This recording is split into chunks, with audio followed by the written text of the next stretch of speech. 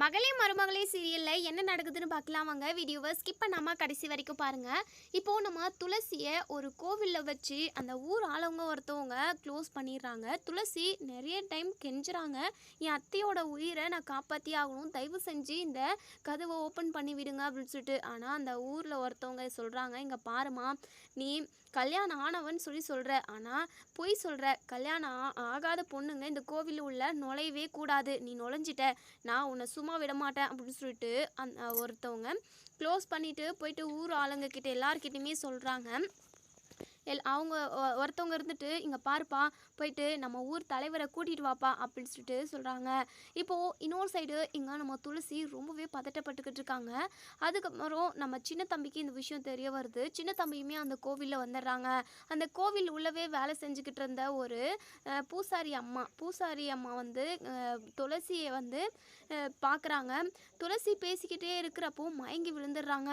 இப்போது அந்த அம்மா இருந்துட்டு என்னமாச்சு அப்படின்னு சொல்லிட்டு அந்த துளசியை வந்து தன்னோட மடி மேலே போட்டு பார்த்துக்கிட்டு இருக்காங்க. என்ன ஆச்சுன்னு சொல்லி கையெல்லாம் பிடிச்சி பார்த்துக்கிட்டு இருக்காங்க. நம்ம சின்ன தம்பி வராங்க. சின்ன தம்பி இருந்துட்டு என்னம்மா ஆச்சு துளசிக்கு அப்படின்னு சொல்லிட்டு, இங்கே பாருப்பா, இந்த கோவில் உள்ள கல்யாணம் ஆகாத கன்னி பொண்ணுங்க உள்ளே வரவே கூடாது, அப்படி உள்ளே வந்துட்டாங்க அப்படின்னா அந்த பொண்ணுக்கு தண்டனை என்ன தெரியுமா, மரணம் தான். இந்த ஊர் ஆளுங்க எல்லாருமே சேர்ந்து அந்த பொண்ணை பலி கொடுத்துருவாங்க அப்படின்னு சொல்கிறாங்க. இதை கேட்ட சின்ன தம்பி பயங்கரமாக ஷாக்காக வராங்க. துளசி மயக்கத்தில் இருக்காங்க. என்னம்மா சொல்கிறீங்க, இப்படியெல்லாம் கூட இப்போல்லாம் நடக்குதா, இப்படியெல்லாம் நடக்கிறதுக்கு வாய்ப்பு இல்லையே அப்படின்னு சொல்லிட்டு, இங்கே பாருப்பா, இந்த ஊரோட அதாவது இந்த ஊரோட சம்பிரதாயம் என்ன ஏதுன்னு எல்லாமே எனக்கு அத்துப்படிப்பா, நான் இந்த கோவிலே தான் பல வருஷமாக இருக்கேன், கண்டிப்பாக இந்த பொண்ணோட உயிரை காப்பாற்றணும் அப்படின்னா நீ இந்த பொண்ணு கழுத்தில் தாலி கட்டணும். இந்த பொண்ணு கழுத்தில் தாலி இருந்துச்சு அப்படின்னா அந்த பொண்ணோட உயிரை காப்பாற்றிடலாம். இன்னும் கொஞ்ச நேரத்தில் ஊர் ஆளுங்க எல்லாருமே வந்துடுவாங்க. அவங்க வரத்துக்குள்ளவே நீ அந்த பொண்ணு தாலி கட்டியே ஆகணும், கட்டுப்பா, சீக்கிரமாக கட்டுப்பா, ஊர் ஆளுங்க எல்லாரும் வந்துட போகிறாங்க அப்படின்னு சொல்லிட்டு அந்த பூசாரி அம்மா சொல்லவும், உடனே நம்ம சின்ன தம்பி மனசுக்குள்ளேயே நினைக்கிறாங்க, சின்னம்மா கழுத்தில் நம்ம எப்படி தாலி கட்ட முடியும், ஐயோ என்ன பண்ணுறது, அம்மாவோட உயிரையுமே காப்பாற்றி ஆகணும், தாலி கட்டினாதான் உயிரை காப்பாற்றப்படும்னு சொல்லிட்டு இவங்க வேற சொல்கிறாங்க. என்ன பண்ணுறதுன்னு சொல்லிட்டு சின்ன தம்பி யோசிக்கிறாங்க, தயங்குறாங்க. அந்த அம்மா இருந்துட்டு, ஏன்பா யோசிக்கிற, இந்த பொண்ணு உயிரோடு இருக்கணுமா வேண்டாமா அப்படின்னு சொல்லவும் சின்ன தம்பியுமே ரொம்பவே பதட்டப்படுறாங்க. இப்போது அவங்க தாலி கொடுக்குறாங்க. அந்த தாலியுமே வாங்கி பார்க்குறாங்க. ரொம்ப நேரமாக அதவே பார்த்துக்கிட்டு இருக்காங்க. இப்போது அந்த அம்மா இருந்துட்டு, ஏன்பா எதுக்காக பார்த்துக்கிட்டு இருக்க, இந்த பொண்ணோட உயிரை காப்பாற்றணுமா, சீக்கிரமாக அந்த பொண்ணு கழுத்தில் தாலி கட்டுப்பா அப்படின்னு சொல்லிட்டு. இன்னொரு சைடு ஊராளுங்க எல்லாருமே திரண்டு கிளம்பி வந்துக்கிட்டு இருக்காங்க. கன்னி பொண்ணு அந்த கோவிலுக்குள்ளே நுழைஞ்சா ஊருக்கே பெரும் ஆபத்து வருமே, அந்த பொண்ணை உயிரோடவே விடக்கூடாது அப்படின்னு சொல்லிட்டு ஊரில் உள்ள எல்லா பெரிய மனுஷங்க எல்லாருமே வந்துக்கிட்டு இருக்காங்க. இப்போது இங்கே அந்த அம்மா இருந்துட்டு, இங்கே பாருப்பா, நீ யோசிக்கிற ஒவ்வொரு நிமிஷமும் இந்த பொண்ணோட உயிருக்கு ஆபத்து, தயவு செஞ்சு இந்த பொண்ணு கழுத்தில் தாலியை கட்டுன்னு சொல்லவும் நம்ம சின்ன தம்பிக்கு வேறு வழியே இல்லை. இப்போது நம்ம துளசி மயக்கத்தில் இருக்கிறப்பவே தாலியை கட்ட, அதுவும் முகத்தை கூட பார்க்காம, அதாவது இன்னொரு சைடு பார்த்துக்கிட்டே நம்ம சின்ன தம்பி துளசி கழுத்தில் தாலி கட்டிக்கிட்டு இருக்காங்க. அப்போ தான் நம்ம துளசிக்கு மயக்கமே தெரியுது. பார்த்தா சின்ன தம்பி தாலி கட்டிக்கிட்டு இருக்கிறத பார்க்குறாங்க. அப்படியே பயங்கரமாக அதிர்ச்சி ஆகுறாங்க. சின்ன தம்பியுமே இப்போ திரும்பி துளசியோட முகத்தை பார்க்கவும், உடனே துளசி, சின்ன தம்பி என்ன பண்ணிக்கிட்டு இருக்கீங்க, எதுக்காக என் கழுத்தில் தாலி கட்டுனீங்க அப்படின்னு சொல்லிட்டு ரொம்பவே சத்தமாக கத்துறாங்க. இங்கே நம்ம சின்ன தம்பி இருந்துட்டு, அது வந்து சின்னம்மா, அது வந்து உங்களோட உயிரை காப்பாற்றணும் அப்படின்னா இந்த தாலியை நான் கட்டியே ஆகணும் சின்னம்மா, உங்களோட உயிரை காப்பாற்றுறதுக்கு எனக்கு வேறு வழியே தெரியல சின்னம்மா அப்படின்னு சொல்லிட்டு. என்ன சின்ன தம்பி லூசுத்தனமாக பேசிக்கிட்டு இருக்க, உனக்கு கொஞ்சமாவது அறிவு இருக்கா, எதுக்காக என் கழுத்தில் தாலியை கட்டினேன் அப்படின்னு சொல்லிட்டு பயங்கரமாக கோவப்படுறாங்க. பக்கத்தில் உள்ள அம்மா, இங்கே பாருமா துளசி, உன் பேர் துளசி தானே, இங்கே பார், இந்த தம்பி மட்டும் இப்போ உன் கழுத்தில் தாலி கட்டாமல் இருந்தது அப்படின்னா இந்த ஊரில் உள்ள எல்லா பெரிய மனுஷங்களும் சேர்ந்து உன்னை கொன்னே போட்டிருப்பாங்க.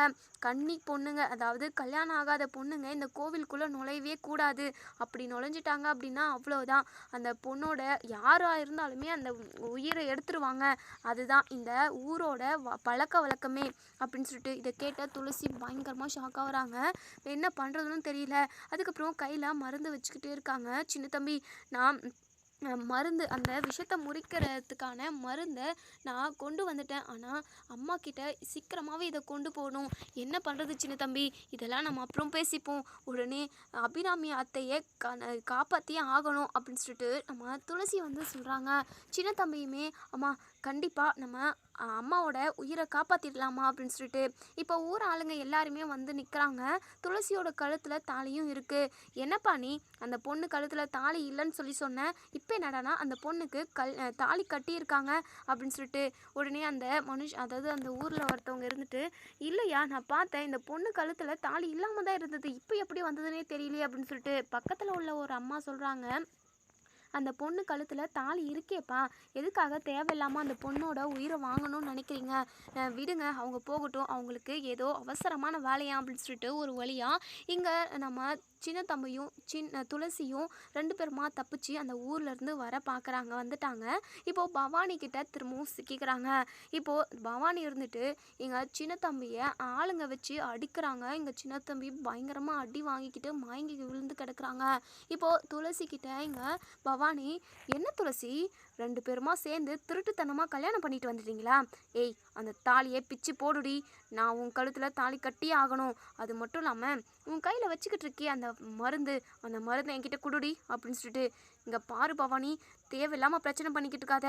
அத்தாங்க உயிருக்கு போராடிக்கிட்டு இருக்காங்க, தயவு செஞ்சு என்னை விட்டுரு, நான் போயிட்டு அத்தையை காப்பாற்றணும் அப்படின்னு சொல்லிட்டு எவ்வளவோ கெஞ்சுறாங்க. ஆனால் பவானி இருந்துட்டு, இங்கே பாருடி, உன் அத்தையை காப்பாற்றிட்ட அப்படின்னா என் உயிர் போயிடும்டி, அப்படிதான் சிவகாமி அம்மா சொல்லியிருக்காங்க அப்படின்னு சொல்லிட்டு இதை கேட்ட துளசி பயங்கரமாக ஷாக் ஆகுறாங்க. என்ன சொல்கிற, சிவகாமியா? ஆமாம், சிவகாமி அம்மா தான் உன் கழுத்தில் தாலி கட்ட சொன்னதே. நான் சரி அபிராமி அம்மா இருந்தாங்க அப்படின்னா அந்த நாச்சியாரை வச்சுக்கிட்டெல்லாம் தாலி கட்ட முடியாதுன்றதுக்காக தான் அந்த நாச்சியாருக்கு நான் விஷமே கலந்து கொடுத்தேன். ஆனால் அவங்களும் போய் சேரலை, உன்னையும் காப்பாற்றிட்டாங்க. சரி என்ன பண்ணுறதுன்ட்டு நானும் சைலண்ட்டாக போயிட்டேன், நம்ம உயிர் தப்பிச்சா போதுன்னு சொல்லிட்டு. அப்புறம் தான் சிவகாமி அம்மா வந்து என்கிட்ட சொன்னாங்க, அபிராமி மட்டும் உயிர் பொழைச்சிட்டா அப்படின்னா நீ உயிரோடு இருக்க மாட்டேன்னு சொல்லி சொன்னாங்க. என் உயிரை காப்பாற்றணும் அப்படின்னா நீ அந்த விஷத்தை முறிக்கிற மருந்தை கொண்டு போகக்கூடாது, ஒழுங்காக அந்த மருந்தை குடுடி அப்படின்னு சொல்லிட்டு பவானி இங்கே துளசிக்கிட்டு கேட்குறாங்க. அதெல்லாம் முடியாது, என் அத்தையை நான் காப்பாற்றியே ஆகணும் அப்படின்னு சொல்லிட்டு. ஓ, உன்னை நான் விட்டால் தானே நீ உன் அத்தையை போய் காப்பாற்ற முடியும்? அப்படி காப்பாற்றுறதுக்கு நான் விடவே மாட்டேன்டி. அந்த அபிராமி நாச்சியார் செத்து போகணும், அப்போ தான் நான் உயிரோடு இருக்க முடியும் அப்படின்னு சொல்லிட்டு இங்கே நம்ம சின்ன தம்பிக்கு மயக்கம் தெளிஞ்சு எந்திரிச்சு நிற்கிறாங்க. துளசி கிட்ட இங்கே பவானி வம்பு பண்ணிக்கிட்டு இருக்காங்க. இப்போது பவானியையும் அவங்க ஆளுங்களையும் அதாவது ஒரு வழியாக அடித்து அவங்கள எல்லாருமே துரத்திட்டு இப்போது நம்ம துளசியை கூட்டிக்கிட்டு நம்ம சின்ன தம்பி கோவிலாண்ட போயிடுறாங்க. இப்போது சின்ன தம்பியும் நம்ம துளசியும் போகிறாங்க. துளசி பரஞ்சோதி கிட்ட போயிட்டு, மாமா நான் மருந்தை கொண்டு வந்துட்டேன் மாமா, இந்த மருந்தை வச்சு அத்தை உசுரை காப்பாற்றுங்க மாமா, ப்ளீஸ் மாமா, சீக்கிரம் மாமா அப்படின்னு சொல்லிட்டு இப்போது இதெல்லாம் பார்த்துக்கிட்டு இருந்த சூடாமணி அவங்க அம்மாலாம் பயங்கரமாக டென்ஷன் ஆகுறாங்க. என்னம்மா இவ போனதும் மருந்தை கொண்டு வந்துட்டா, அந்த ஊர் ஆளுங்க அப்படி இப்படின்னு என்னென்னமோ சொன்னாங்க, ஆனால் எதுவுமே நடக்கலை. இந்த துளசியும் சின்ன தம்பியும் திரும்ப வரமாட்டாங்கன்னு சொல்லி நினச்சோம், ஆனால் இதுங்க ரெண்டும் வந்து நிற்குதுங்களே. இப்போ பார், அபிராமி அத்தையை உயிரையுமே காப்பாற்றிட்டாங்க, முடிஞ்சு போச்சு போ அப்படின்னு சொல்லிட்டு இங்கே பரஞ்சோதியுமே அபிராமியை காப்பாற்றுறதுக்காக அந்த மருந்து எல்லாத்தையுமே இன்னொரு லிக்விடில் கலந்து நம்ம அபிராமிக்கு ஊட்டி விடுறாங்க. கொஞ்சம் கொஞ்சமாக நம்ம அபிராமியோட மயக்கம் அந்த ஒரு மாதிரி டயர்ட்னஸ் எல்லாம் தெரியுது. கண் விழிச்சும் பார்க்குறாங்க, துளசியை பார்க்குறாங்க. துளசி வந்துட்டியாம்மா? அத்தை உங்களுக்கு ஒன்றும் ஆகாது அத்தை, உங்களை நான் அவ்வளோ சீக்கிரம் விட மாட்டேன் அத்தை, உங்களுக்கு எதுவும் ஆகாது, நீங்கள் நல்ல மாதிரியாக திரும்பி வந்துடுவீங்க அத்தை, நான் மருந்து கொண்டு வந்துட்டேன் அப்படின்னு சொல்லிட்டு துளசி அப்படின்னு சொல்லிட்டு ரொம்பவே சந்தோஷமாக நம்ம அபிராமி வந்து பேரை சொல்கிறாங்க. இப்போது இன்னொரு சைடு இங்கே சூடாமணி அவங்க அம்மா எல்லாருமே பயங்கர டென்ஷன் இருக்கவும் பேசிக்கிட்டே இருக்காங்க. அப்போ தான் சூடாமணி நம்ம துளசி கழுத்தில் இருக்கிற தாலியை பார்க்குறாங்க. அம்மா அங்கே பாருமா, துளசி கழுத்தில் தாலி, எப்படிம்மா? அதான் அவளுக்கு தாலியே இல்லாமல் தான் இருந்தது, அதை அத்தை போட்டாங்களே, இப்போ இப்படி புதுசாக மஞ்சள் கயிறு புதுசாக கட்டின மாதிரியே இருக்குமா, நீ இதை கவனிக்கலையா அப்படின்னு சொல்லிட்டு. ஆமாடி சூடாமணி, நீ சொல்கிறதும் கரெக்டு தான், அவள் கழுத்தில் தாலி இருக்குது, எப்படி அப்படின்னு சொல்லிட்டு. ஒரு வேளை இந்த சின்ன தம்பியும் துளசியும் திருட்டுத்தனமாக அங்கே கல்யாணம் பண்ணிக்கிட்டாங்களோ அப்படின்னு சொல்லிட்டு இப்போது நம்ம அபிராமியுமே ஓரளவுக்கு குணமாகி எந்திரிச்சு உட்காடுறாங்க. இப்போது இங்கே சூடாமணியோட அம்மா நம்ம அபிராமி கிட்ட, அண்ணி அங்கே பாருங்க அண்ணி, துளசி கழுத்துல தாலி இருக்கு அப்படின்னு சொல்லிட்டு இதை கேட்ட நம்ம அபிராமியே பயங்கரமா ஷாக் ஆகுறாங்க. இப்பதான் துளசி கழுத்தை நல்லா தெளிவா பார்க்கறாங்க. உடனே நம்ம சின்ன தம்பியும் துளசியும் திருட்டு மொழி முழிக்கிறாங்க. அபிராமி இருந்துட்டு, என்ன துளசி, என்ன இது, யாரு கட்டினது உனக்கு தாலி அப்படின்னு சொல்லி கேட்கவும் இங்க நம்ம துளசி சொல்ல முடியாம திக்கி திணறாங்க. என்ன துளசி, எதுவுமே பேசாம இருக்க, உன் கழுத்துல தாலி எப்படி வந்தது துளசி அப்படின்னு சொல்லிட்டு நம்ம துளசிக்கு பேச்சே வரல. சின்ன தம்பி இருந்துட்டு, அம்மா நான் சொல்கிறேன் அம்மா அப்படின்னு சொல்லிட்டு, என்ன சின்ன தம்பி சொல்கிற, நான் தான்ம்மா அந்த தாலியை கட்டினேன் அப்படின்னு சொல்லிட்டு இதை சொன்னதுமே நம்ம அபிராமி பயங்கரமாக ஆக்ரோஷப்படுறாங்க. பயங்கர கோவப்படுறாங்க. சின்ன தம்பிக்கு பல்லார் பல்லார்னு அற விடுறாங்க. இப்போது இங்கே சூடாமணியும் அதுக்கப்புறம் இங்கே பாண்டியனோட அம்மா எல்லாருமே பயங்கரமாக சந்தோஷப்படுறாங்க. எப்படியோ துளசியும் இந்த சின்ன தம்பியையும் கண்டிப்பாக அபிராமி நாச்சியார் வீட்டை விட்டே துரத்திடுவாங்க. இனிமே நம்ம சொத்தை எப்படியாவது இந்த அபிராமி நாச்சியார் கிட்ட இருந்து ஆட்டியை போட்டுடலாம் அப்படின்னு சொல்லிட்டு இந்த கும்பலுங்க யோசிச்சுட்டு இருக்காங்க. இப்போது இங்கே நம்ம துளசி, அதாவது நம்ம சின்ன தம்பியை பேசவே விடாமல் அபிராமி பயங்கரமாக அடி வெளுத்து வாங்குறாங்க. ஊரில் உள்ள எல்லாருமே பேச ஆரம்பிச்சிடுறாங்க. என்ன இது, அப்போது இவங்க 2 பேரும் ரொம்ப நாளாக பேசிக்கிட்டு இருந்திருக்காங்க போல. பிடிச்சதும் எங்கேயோ போன இடத்துல 2 பேரும் கல்யாணம் பண்ணிட்டு வந்திருக்காங்க. அபிராமி நாச்சியார் இனிமே இந்த துளசி இந்த ஊருக்கு வளநாட்டுக்கே நாச்சியாராக ஆகவே முடியாது அப்படின்னு சொல்கிறாங்க. இதை கேட்ட நம்ம அபிராமி பயங்கரமாக அழுகுறாங்க. உடனே துளசி இருந்துட்டு, அத்தை அழுகாதீங்க அத்தை அப்படின்னு சொல்லிட்டு, துளசி என் கூட பேசாதம்மா, நான் உன்னை மலை போல் நம்பினேன், எப்போவுமே என் கூடவே இருப்ப, நான் சொல்கிறத கேட்டுக்கிட்டு என் நிழலாக இருப்பேன்னு சொல்லிட்டு நான் நினச்சேன். இந்த வளநாட்டாவே நீ ஆழுவ அப்படின்னு சொல்லி நான் நினச்சிக்கிட்டு இருந்தேன். ஆனால் நீ என் தலையில் கல்லை தூக்கி போட்டுட்டியம்மா அப்படின்னு சொல்லிட்டு அபிராமி பயங்கரமாக அழுகுறாங்க. அத்தை நான் சொல்கிறத ஒரு நிமிஷம் கேளுங்க அத்தை, அங்கே என்ன நடந்ததுன்னு தெரியாமல் நீங்களா ஒரு தப்பு கணக்கு போடாதீங்க அத்தை. என்னதான் நடந்திருந்தாலுமே இப்போது உனக்கும் சின்ன தம்பிக்கும் கல்யாணம் நடந்துருச்சே துளசி, இப்போ நான் என்ன பண்ணுவேன், இப்படியெல்லாம் நடக்கக்கூடாதுன்றதுக்காக தான் நான் எவ்வளவோ முயற்சி பண்ணி உன்னை பாதுகாப்பாக வச்சுக்கணும்னு நினச்சேன். உன்னை பாதுகாக்கணுன்றதுக்காக இந்த சின்ன தம்பியை உன் கூடவே அனுப்பினேன். ஆனால் இந்த சின்ன தம்பியே எனக்கு இவ்வளோ பெரிய துரோகத்தை பண்ணுவான்னு சொல்லிட்டு நான் கொஞ்சம் கூட எதிர்பார்க்கல. நான் நம்பலை, எல்லாருமே என்னை இப்படி ஏமாத்துறீங்களேம்மா அப்படின்னு சொல்லிட்டு இங்கே அபிராமி பயங்கரமாக அழுகுறாங்க. உடனே இங்கே நம்ம துளசி இருந்துட்டு, அத்தை நான் சொல்கிறத ஒரு நிமிஷம் கேளுங்க அத்தை, அப்படி என்ன சொல்ல போகிற சொல்லு அப்படின்னு சொல்லிட்டு நம்ம அபிராமி பயங்கர ஒரு மாதிரி விரக்தியோடு பேசுகிறாங்க. இப்போது துளசி சொல்ல ஆரம்பிக்கிறாங்க. அத்தை நான் உங்களுக்கு மருந்து கொண்டு வர வழியில் இந்த பவானியை பார்த்தேன். பவானி சொன்னான் சிவகாமி தான் உங்களை கொலை பண்ண சொன்னது. அது மட்டும் இல்லாமல் பவானியை என் கழுத்தில் தாலி கட்ட சொன்னதுமே அந்த சிவகாமி அம்மா தான். அவங்களால தான் அந்த பவானி நம்மக்கிட்ட வந்து பிரச்சனை பண்ணியிருக்கான். அது மட்டும் இல்லாமல் அங்கே வந்து நீங்கள் உயிரே பொழைக்கக்கூடாது, அபிராமி நாச்சியார் செத்தா மட்டும்தான் நீ உயிரோடு இருப்புன்னு சொல்லிட்டு சிவகாமி அம்மா பவானியை மிரட்டியிருக்கா. அதுக்கப்புறம் தான் அந்த பவானி என்னை வழிமறிச்சு நீ மருந்து கொண்டு போகவே கூடாது, அந்த அபிராமி நாச்சியார் இறந்து போகணும் அப்படின்னு சொல்லிட்டு என்கிட்ட சொன்னான். அவனையும் தாண்டி, அதாவது அவனையும் எதிர்த்து ஒரு வழியாக நான் மருந்து கொண்டு வரணும்னு நினச்சேன் அப்படின்னு சொல்லிட்டு அங்கே நடந்த எல்லாத்தையுமே சொல்கிறாங்க. அதுக்கப்புறம் அந்த கோவிலிருந்து என்னை வெளியவே விடலை, கொஞ்சம் விட்டுருந்தா நான் செத்து போயிருந்திருப்பேன், அந்த ஊராளுங்கள்லாம் சேர்ந்து என்னை சாவடிச்சிருப்பாங்க அத்தை. அப்புறம் அங்கேருந்து அம்மா தான் என் கழுத்தில் தாலி ஏறணும், தாலி ஏறினா மட்டும்தான் நீ உயிரோடு இருப்ப, அதாவது நான் உயிரோடு இருப்பேன்னு சொல்லிட்டு சின்ன தம்பிக்கிட்ட சொல்லியிருக்காங்க. நான் கூட மயக்கத்தில் தான் இருந்தேன். என் கழுத்தில் தாலி கட்டி முடிஞ்சதுக்கப்புறம் தான் எனக்கே இந்த விஷயமே தெரிய வந்தது. நான் கண்டிப்பாக இவர் மட்டும் தாலி கட்டல அப்படின்னா நான் செத்து போயிருப்பேம்மா அப்படின்னு சொல்லிட்டு இதெல்லாம் கேட்டேன். நம்ம அபிராமிக்கு சரி துளசி எல்லாம் கரெக்டு தான், ஆனால் உனக்கு கல்யாணம் நடந்துருச்சு, என்ன நடக்கக்கூடாதுன்னு சொல்லிட்டு நான் நினச்சனோ அது எல்லாமே நடந்துருச்சு துளசி, அப்போது நீ என் மருமக இல்லையா அப்படின்னு சொல்லிட்டு பயங்கரமாக அழுகுறாங்க. பரஞ்சோதி இருந்துட்டு, இங்கே பாரு அபிராமி, அந்த கடவுள் என்ன கணக்கு போட்டு வச்சிருக்காரோ அதுதானே நடக்கும், நீ வருத்தப்படாதம்மா, விடு, துளசியும் சின்ன தம்பியும் ஒன்று சேர்ந்து சந்தோஷமாக வாழட்டும், அவங்க 2 பேரும் நம்ம வீட்டிலே இருக்கட்டும் அப்படின்னு சொல்லிட்டு உடனே இங்கே சூடாமணியும் உடனே மாமா என்ன மாமா பேசுகிறீங்க, இந்த சின்ன தம்பி நம்ம வீட்டோட வேலைக்காரன், இந்த நம்ம வீட்டுக்கு வேலை செய்ய வந்தவன், அவனுக்கும் துளசிக்கும் இப்போ ஏதோ ஒரு சுச்சுவேஷனில் கல்யாணம் நடந்துருச்சு, அதுக்காக நம்ம வீட்டிலே இருக்க முடியுமா, அவன் எங்கே இருக்கணுமோ அங்கே தான் இருக்கணும், துளசியும் சின்ன தம்பியும் இனிமேல் நம்ம வீட்டுக்கு வரவே கூடாது மாமா, அதுதான் கரெக்டாக இருக்கும். உடனே சூடாமணியோட அம்மாவுமே, ஆமாம் அண்ணன் சூடாமணி சொல்கிறது தான் கரெக்டு. இந்த சின்ன தம்பியை இனிமேல் நம்பவே முடியாது. இவன் சரியான நம்பிக்கை துரோகி அப்படின்னு சொல்லிட்டு அபிராமி இருந்துட்டு, ஆளுக்கு ஏதாவது பேசிக்கிட்டு இருக்காதீங்க.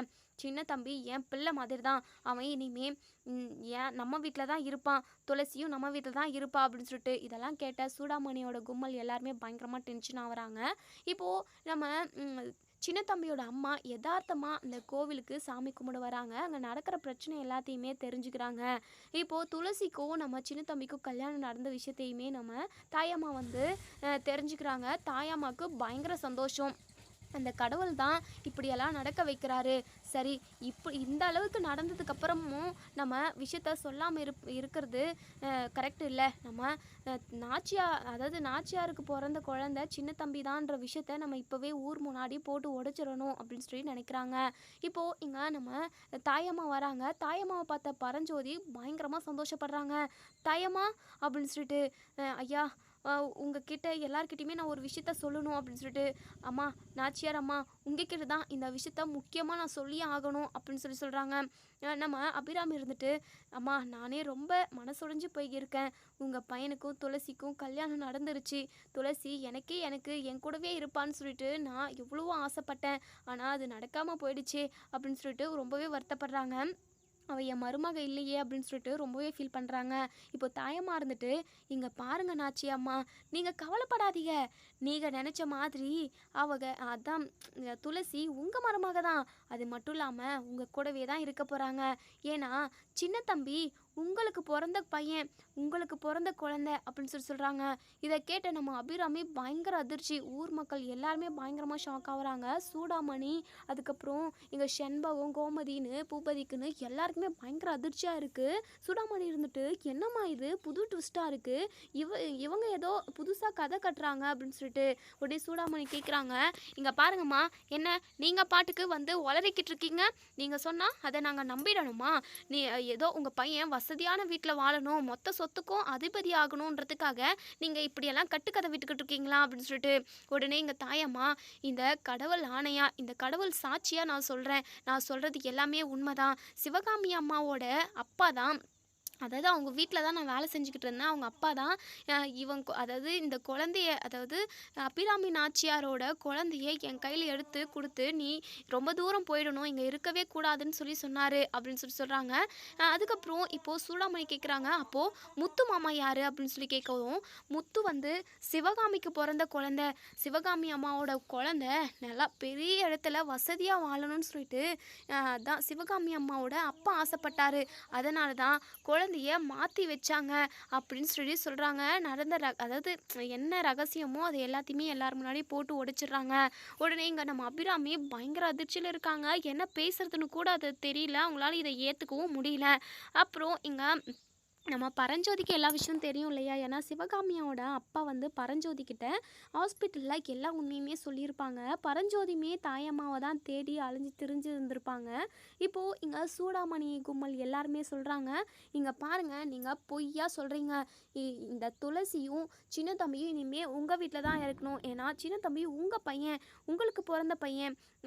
துளசி இப்போது சின்ன தம்பியை கல்யாணம் பண்ணிக்கிட்டா. நீங்கள் பேசாமல் சின்ன தம்பியையும் துளசியும் உங்கள் வீட்டுக்கே கூட்டிகிட்டு போயிடுங்க அப்படின்னு சொல்லிட்டு சூடாமணி சொல்லவும், உடனே பரஞ்சோதி இருந்துட்டு, போதும் நிறுத்து சூடாமணி, இதுக்கப்புறம் யாரும் பேச வேண்டாம், தாயம்மா சொல்கிறது எல்லாமே உண்மைதான் அப்படின்னு சொல்லிட்டு இங்கே நம்ம அபிராமி ரொம்பவே குழப்பத்தில் இருந்திருப்பாங்க. இப்போது நம்ம அபிராமி, என்னங்க சொல்கிறீங்க அப்படின்னு சொல்லிட்டு, ஆமாம் அபிராமி, தாயம்மா சொன்னது எல்லாமே உண்மைதான். ஏன்னா இந்த விஷயம் எனக்கு கொஞ்ச நாளுக்கு முன்னாடி தான் தெரிஞ்சது. நமக்கு பிறந்த குழந்தை உயிரோடு தான் இருக்குன்னு சொல்லிட்டு, என்னதான் முத்து நமக்கு பிறக்கலை அப்படின்னாலுமே அவனை நம்ம பெத்த குழந்தையாக தான் வளர்த்தோம் இப்போ வரைக்குமே. அவனோட மறைவு நம்ம எல்லாருக்குமே பெரிய இழப்பு தான். நம்மளோட குழந்தை தான் அவன் இப்போவுமே. ஆனால் நம்ம ரத்த சம்மந்தப்பட்ட குழந்தை உயிரோடு இருக்குன்ற விஷயத்த சொன்னதே சிவகாமியோட அப்பா தான். என்னங்க சொல்கிறீங்க அப்படின்னு சொல்லிட்டு, ஆமாம் சிவகாமி, ஆமாம் அபிராமி. சிவகாமியோட அப்பா ஹாஸ்பிட்டலில் அட்மிட் பண்ணியிருக்காங்கன்னு சொல்லி சொன்னாங்கல்ல. என்கிட்ட ஏதோ பேசணும்னு சொல்லிட்டு ஒரு நாள் வர சொன்னாரே. அப்போ நான் போனேன். அப்போ இந்த ரகசியத்தை தான் என்கிட்ட சொன்னார். சரி, நமக்கு பிறந்த குழந்த உயிரோடு தான் இருக்குது அப்படின்ற விஷயம் தெரிஞ்சதுமே நான் ரொம்ப சந்தோஷப்பட்டேன். நம்ம குழந்தைய தேடி கண்டுபிடிச்சிட்டு உன் கண்ணு முன்னாடி கொண்டு வந்து நிற்க வைக்கணும்னு சொல்லிட்டு நான் நினச்சேன் அபிராமி. அதனால தான் இந்த விஷயத்த உன்கிட்ட சொல்ல முடியலை. அது மட்டும் இல்லாமல் இது சிவகாமியோட அப்பா இப்படி ஒரு வேலையை பார்த்துருக்காருன்ற விஷயம் உனக்கு தெரிஞ்சது அப்படின்னா உனக்கு கோவம் அதிகமாகும் அவங்க மேலே. அப்படின்றதுக்காக தான் நான் இந்த விஷயத்த உன்கிட்ட முக்கியமாக சொல்லவே இல்லை. இப்போது நமக்கு பிறந்த குழந்தை யாருன்ற விஷயம் நாம் தாயம்மா சொன்னால் மட்டும் தான் எனக்கே தெரிய வந்திருக்கும். இப்போது தாயம்மாவே சொல்கிறாங்க. அப்போது சின்ன தம்பி நமக்கு பிறந்த குழந்தை தான் அபிராமி அப்படின்னு சொல்லிட்டு இதை கேட்ட நம்ம அபிராமி இப்போ தான் குழப்பத்துலேருந்து தெளிவாகிறாங்க. ரொம்பவே சந்தோஷப்படுறாங்க. உடனேங்க நம்ம அபிராமி வந்து நம்ம சின்ன தம்பியை கட்டி பிடிச்சிக்கிறாங்க. சின்ன தம்பியுமே ரொம்பவே ஏக்கமாக போய் பார்க்குறாங்க. அப்போது என்னை பெற்றவங்க நீங்கள் தானா? 10 மாதம் சுமந்த உங்கள் வயிற்றில் தான் நான் 10 மாதம் வளர்ந்துருக்கேன் அம்மா அப்படின்னு சொல்லிட்டு வாய்க்கு உங்களை நான் வார்த்தைக்கு வார்த்தை உங்களை அம்மா அம்மான்னு சொல்லி கூப்பிடுவேன். அது உண்மையாகவே நெசமாயிடுச்சுல்ல அப்படின்னு சொல்லிட்டு நம்ம சின்ன தம்பி அபிராமி கிட்ட சொல்லவும் அபிராமி பயங்கர சந்தோஷப்பட்டாங்க. துளசிக்குமே ரொம்ப சந்தோஷம். ஏன்னா இப்போது நம்ம சின்ன தம்பி வந்து ஏன் சந்தோஷம்னா சின்ன தம்பியும் துளசியும் சின்ன வயசில் பேசியிருப்பாங்க. இப்போது துளசியை தான் நம்ம சின்ன தம்பியுமே லவ் பண்ணிக்கிட்டு இருக்காரு. எப்போ வேணாலும் நம்ம அம்முவை கல்யாணம் பண்ணிக்கலான்ற ஒரு நம்பிக்கையில் தான் அந்த சின்ன வயசு ஃபோட்டோவே வச்சுக்கிட்டு சுற்றிக்கிட்டு இருந்திருப்பாங்க. துளசிக்கு தெரியும் அந்த சின்ன வயசு, அதாவது அந்த ஃபோட்டோவில் இருக்கிறது தான்ன்றது. ஆனால் நம்ம துளசி தான் அம்மு அப்படின்ற விஷயம் நம்ம சின்ன தம்பிக்கு தெரியாது. இந்த வகையில் நம்ம துளசியுமே ரொம்ப சந்தோஷப்படுறாங்க. இப்போது அபிராமிக்கு தன்னோட மகன் எதுன்னு தெரிஞ்சு போச்சு. இப்போது துளசிக்கு ரொம்பவே சந்தோஷம். இப்படி எல்லாருமே ரொம்பவே சந்தோஷமாக இருக்காங்க. இதெல்லாம் பார்த்த சூடாமணிக்கு பயங்கர வயிற்றெரிச்சலாக இருக்குது. ஐயோ, நம்ம ஒன்று நினச்சா அது ஒன்று நடக்குதே. கடவுளே, எல்லாமே இந்த துளசிக்கும் இந்த சின்ன தம்பிக்கும் தான் இப்போ எல்லாம் ஒட்டுமொத்த சொத்துமே போய் சேரப்போகுது அப்படின்னு சொல்லிட்டு பயங்கர கடுப்பில் இருக்காங்க. இப்போது நம்ம அபிராமி வந்து ஊரில் உள்ள எல்லாருக்குமே சொல்கிறாங்க. இப்போது துளசி ஏன் மருமக தான், நான் பெத்த பிள்ளைய தான் துளசி இப்போது கல்யாணம் பண்ணியிருக்கா. இவங்க 2 பேருமே இனிமேல் என் வீட்டில் தான் இருப்பாங்க. அது மட்டும் இல்லாமல் இந்த வளநாட்டுக்கே நாச்சியார் துளசி தான். அது மட்டும் இல்லாமல் ஊர் அறிய இப்போது என் துளசிக்கும் நான் பெத்த பிள்ளை சின்ன தம்பிக்கும் கல்யாணம் நடக்க போகுது. சின்ன தம்பி, எனக்கு ரொம்ப சந்தோஷமாக இருக்குடா அப்படின்னு சொல்லிட்டு ஏங்க மாலை வாங்கிட்டு வர சொல்லுங்கள் அப்படின்னு சொல்லிட்டு மாலை தாலின்னு சொல்லிட்டு எல்லாமே வாங்கிட்டு வந்து ஊர் முன்னாடி எல்லார் முன்னாடியுமே இங்கே நம்ம அபிராமி வந்து சின்ன தம்பியை துளசி கழுத்தில் தாலி கட்ட சொல்கிறாங்க. துளசி இப்போ சின்ன தம்பிக்கு ஒரு மாதிரி என்னதான் நம்ம பெத்த அம்மா கிடைச்சிட்டாலுமே நம்ம உயிருக்குயிராக நேசித்த அம்முவை கல்யாணம் பண்ணிக்கலாம்னு நினச்சோம். ஆனால் அது நடக்காமல் போயிடுச்சு அப்படின்ற ஒரு சின்ன வருத்தத்தோடு தான் திரும்பவும் தாலியை கட்டுறாங்க. ஏன்னா ஏற்கனவே கட்டியாச்சு, அதனால தான் கட்டுறாங்க. ஆனால் துளசி மேலே அவங்களுக்கு எந்த ஒரு லவ், அதுக்கப்புறம் மனைவின்ற ஒரு இதை ஏற்றுக்கணுன்ற ஒரு மனப்பான்மையே இல்லை. நம்ம சின்ன தம்பி அம்முவவே நினச்சிக்கிட்டு இருக்காங்க. அதுக்கப்புறம் எல்லாமே கல்யாணமெல்லாம் முடிஞ்சு வீட்டுக்கு வந்துடுறாங்க. நம்ம அபிராமி பயங்கர சந்தோஷமாக இருக்காங்க. முத்துவோட ஃபோட்டோ முன்னாடி போய் நின்றுக்கிட்டு, முத்து, என்னதான் நீ என் வயிற்றில் பிறக்கலை அப்படின்னாலுமே உன்னை தோல்லையும் மார்லையும் போட்டு வளர்த்தவடா நான். என்னதான் நீ இங்கே இல்லைனாலுமே உன்னோட நினப்பு என்னை கொன்னுக்கிட்டு தாண்டா இருக்குது. நீ உயிரோடு இருந்திருந்தா எனக்கு இன்னும் ரொம்ப சந்தோஷமாக இருந்திருக்கும்டா அப்படின்னு சொல்லிட்டு ரொம்பவே சந்தோஷப்படுறாங்க. இப்போது இங்கே நம்ம சின்ன தம்பி மொட்டை மாடிக்கு போயிட்டு அம்மாவோட ஃபோட்டோவை பார்த்து ரொம்பவே ஃபீல் பண்ணி அழுதுகிட்டு இருக்காங்க. அம்மோ, நீ எனக்காக ஒரு வேளை காத்துக்கிட்டு இருந்தா நான் என்ன அம்மோ பண்ணுவேன்? உன்னை தான் நான் கல்யாணம் பண்ணணும்னு சொல்லிட்டு நான் நினச்சிக்கிட்டு இருந்தேன். ஆனால் அது முடியாமல் போயிடுச்சு. சின்னம்மாவோட உயிரை காப்பாற்றணும் அப்படின்னு சொல்லிட்டு நான் அவங்க கழுத்தில் தாலியை கட்டிட்டேனே, உனக்கு நான் துரோகம் பண்ணிட்டேனே அப்படின்னு சொல்லிட்டு இங்கே சின்ன தம்பி ஃபோட்டோவை பார்த்து பேசிக்கிட்டு இருக்கவும் துளசி வந்து அப்போ தான் இதை எல்லாமே கேட்டுட்டு, இங்கே பாருங்கள் சின்ன தம்பி, நீங்கள் உன் அம்முக்கு துரோகமெல்லாம் பண்ணலை. என்ன அம்முவை கல்யாணம் பண்ணிக்க முடியலன்னு சொல்லிட்டு உங்களுக்கு வருத்தமாக இருக்கா அப்படின்னு சொல்லி கேட்கவும், உடனே சின்ன தம்பி இருந்துட்டு அது வந்து இங்கே பாருங்கள் சின்ன தம்பி, நீங்கள் கவலையே படாதீங்க, அந்த ஃபோட்டோவில் உள்ள அம்மு நான் தான் அப்படின்னு சொல்கிறாங்க. நம்ம சின்ன தம்பிக்கு பயங்கர அதிர்ச்சி. என்னம்மா சொல்கிறீங்க? நீங்கள் சொல்கிறது உண்மையா அப்படின்னு சொல்லிட்டு பயங்கர அதிர்ச்சியாக கேட்குறாங்க. ஆமா சின்ன தம்பி அப்படின்னு சொல்லிட்டு, "எப்படிம்மா நான் இத நம்புறது? என்ன சமாதானப்படுத்துறதுக்காக இப்படி சொல்றீங்களா?" அப்படின்னு சொல்லி கேட்கவும், "இல்ல சின்ன தம்பி, இந்த விஷயம் என்னுடைய பொறந்த நாள் அன்னைக்கே எனக்கு தெரிஞ்சிருச்சு. நீங்க ஃபோட்டோவ காட்டுனீங்கல்ல, அப்பவே எனக்கு தெரிஞ்சு போச்சு. சரி என்ன நெனச்சுக்கிட்டு உங்க வாழ்க்கைய நீங்க வேஸ்ட் பண்ணிடக்கூடாது. உங்க வாழ்க்கைய நீங்க தொலைச்சிடக்கூடாதுன்றதுக்காக தான் அந்த பொண்ண நீங்க மறக்கணும். அப்பதான் நான் உங்க கூட பேசுவேன்." அப்படின்னு சொல்லிட்டு உங்ககிட்ட சொன்னேன். "உங்களுக்கு ஞாபகம் இருக்கா?" அப்படின்னு சொல்லிட்டு, "ஆ ஞாபகம் இருக்கு சின்னம்மா" அப்படின்னு சொல்லிட்டு, "அ ஆமா. அந்த ஃபோட்டோல இருக்கிறது நான் தான். நீங்க லவ் பண்ண பொண்ணு நான் தான். உங்ககிட்ட சின்ன வயசுல பேசினது எல்லாமே நான் தான் சின்ன தம்பி" அப்படின்னு சொல்லவும், நம்ம சின்ன தம்பிக்கு பயங்கர சந்தோஷம். "சின்னம்மா, எனக்கு ரொம்ப சந்தோஷமா இருக்கு சின்னம்மா. அ எல்லாமே நல்லதாவே நடந்திருக்குல்ல. அ அதாவது அபிராமி அம்மா வயித்துல நான் பொறந்திருக்கேன். இத்தன வருஷமா நான் என் அம்மா கூட வளராம எங்கேயோ ஒண்ணு வளர்ந்தேன். ஆனா என்ன வளர்த்த அம்மாவுமே ரொம்ப நல்லா பார்த்துக்கிட்டாங்க. இப்போ நான் நெனச்ச அம்மு கூட கல்யாணம் பண்ணிக்க முடியலையே அப்படின்னு சொல்லி வருத்தப்பட்டுக்கிட்டு இருக்கப்போ தான், அந்த அம்முவே நீங்க தான் அப்படின்னு சொல்லி சொல்றீங்க. இதெல்லாம் ரொம்ப நல்லா இருக்குல்ல. அதான் மத்தவங்களுக்கு நல்லதே நெனச்சோம் அப்படின்னா, நமக்குமே நல்லது நடக்கும்ல. கெடுதல் பண்ணாம இருந்தோம் அப்படின்னா, கண்டிப்பா அந்த கடவுள் நமக்கு எல்லாமே நல்லதா தான் செய்வார் போல அப்படின்னு சொல்லிட்டு பயங்கரமா சந்தோஷப்படுறாங்க. சின்னம்மா எனக்கு ரொம்ப சந்தோஷமா இருக்கு அப்படின்னு சொல்லிட்டு. உடனே நம்ம துளசி இருந்துட்டு, "என்ன சின்ன தம்பி, சின்னம்மா சின்னம்மான்னு கூப்பிட்றீங்க? உரிமையா பொண்டாட்டின்னு சொல்லுங்க" அப்படின்னு சொல்லிட்டு துளசி சொல்றாங்க. நம்ம சின்ன தம்பியுமே வெட்கப்படுறாங்க. "என்ன சின்ன தம்பி, உங்களுக்கு வெட்கமெல்லாம் வருதா?" அப்படின்னு சொல்லிட்டு. "போங்க சின்னம்மா" அப்படின்னு சொல்லிட்டு திரும்பவும் சின்னம்மான்றீங்க. உடனே நம்ம துளசி சொல்றாங்க, "பொண்டாட்டின்னு சொல்லுங்க" அப்படின்னு சொல்லிட்டு. உடனே சின்ன தம்பி, "போங்க பொண்டாட்டி" அப்படின்னு சொல்லி சொல்றாங்க வெட்கப்பட்டுக்கிட்டே. "சின்ன தம்பி, சூப்பரா இருக்கு சின்ன தம்பி நீங்க வெட்கப்படுறப்போ" அப்படின்னு சொல்லிட்டு. இப்ப 2 பேருமா பேசிக்கிட்டு சந்தோஷமா இருக்காங்க. இதோட இந்த ரிவ்யூ முடியுது. அதுக்கப்புறம் என்ன நடக்குதுன்னு சொல்லி வெயிட் பண்ணி பார்ப்போம் ஃப்ரெண்ட்ஸ். வீடியோ பிடிச்சிருந்தா லைக் பண்ணி, கமெண்ட் பண்ணி தெரிவிங்க. நம்ம சின்ன தம்பிக்கும், துளசிக்கும் கல்யாணம் நடந்தது ரொம்பவே சூப்பர். அவங்க 2 பேரும் நல்லா சந்தோஷமா வாழணும்னு நினைக்கிறவங்க இந்த வீடியோக்குள்ள கமெண்ட் பண்ணி தெரிவிங்க. Thank you.